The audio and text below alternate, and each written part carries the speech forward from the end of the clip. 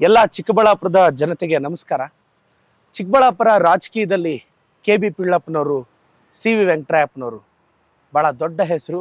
ಅವರ ಸೇವೆ ಇವತ್ತಿಗೂ ನಾವು ಸ್ಮರಿಸ್ಕೋಬೇಕು.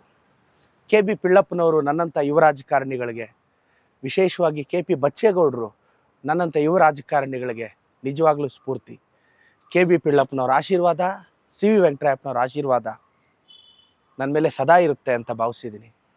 ನಾನು ಗೆದ್ದ ತಕ್ಷಣ ಕೆ.ಬಿ. ಪಿಳ್ಳಪ್ಪನವರ ವಿಗ್ರಹವನ್ನು ಕಳೆದ 10 ವರ್ಷದಲ್ಲಿ PLD ಬ್ಯಾಂಕ್ ಸ್ಥಾಪಕರಾಗಿದ್ದರು. ಇವತ್ತು ಹಾಲು ಒಕ್ಕೂಟದಲ್ಲಿ ಅವ್ರದ್ದು ಅಪಾರವಾದ ಕೊಡುಗೆ ಇದೆ. ಇವತ್ತು ಚಿಕ್ಕಬಳ್ಳಾಪುರದ ಈ ಅಭಿವೃದ್ಧಿ ಪಥದಲ್ಲಿ ಅವ್ರದ್ದು ಭಾಳ ಕೊಡುಗೆ ಇದೆ. ಆದರೆ PLD ಬ್ಯಾಂಕಲ್ಲಿ ಅದು ವಿಳಂಬ ಆಗ್ತಿತ್ತು. ನಾನು ಗೆದ್ದ ತಕ್ಷಣವೇ PLD ಬ್ಯಾಂಕ್ ಮೀಟಿಂಗಲ್ಲಿ ಅಧ್ಯಕ್ಷರಿಗೆ ಎಲ್ರಿಗೂ, ನಾನು ಸೇರಿದಂತೆ ಕೆ.ಪಿ. ಬಚ್ಚೇಗೌಡ ಸಾಹೇಬರು ಎಲ್ಲರೂ ಅವ್ರಿಗೆ ವಿನಂತಿ ಮತ್ತು ನಿರ್ದೇಶನ ಎರಡೂ ಕೊಟ್ಟಿದ್ವಿ. ಸೊ ಈಗ ನಾಳೆ ಉದ್ಘಾಟನೆ ಆಗ್ತಿದೆ. ದಯವಿಟ್ಟು ಸಮಸ್ತ ಜನತೆ ಕೆ.ಬಿ. ಪಿಳ್ಳಪ್ಪನವರ ಪುತ್ಥಳಿ ಉದ್ಘಾಟನೆಗೆ ಆಗಮಿಸಬೇಕು.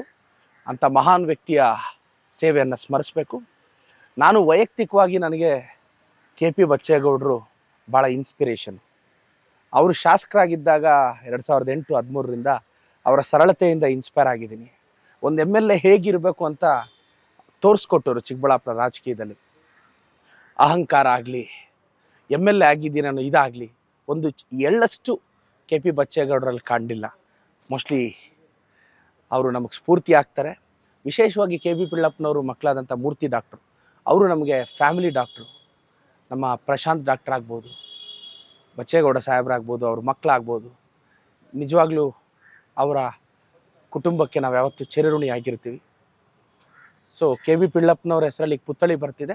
ಮತ್ತಷ್ಟು ಅವ್ರ ಹೆಸರಲ್ಲಿ ಒಳ್ಳೆ ಕಾರ್ಯಗಳನ್ನ ಮಾಡ್ತೀನಿ.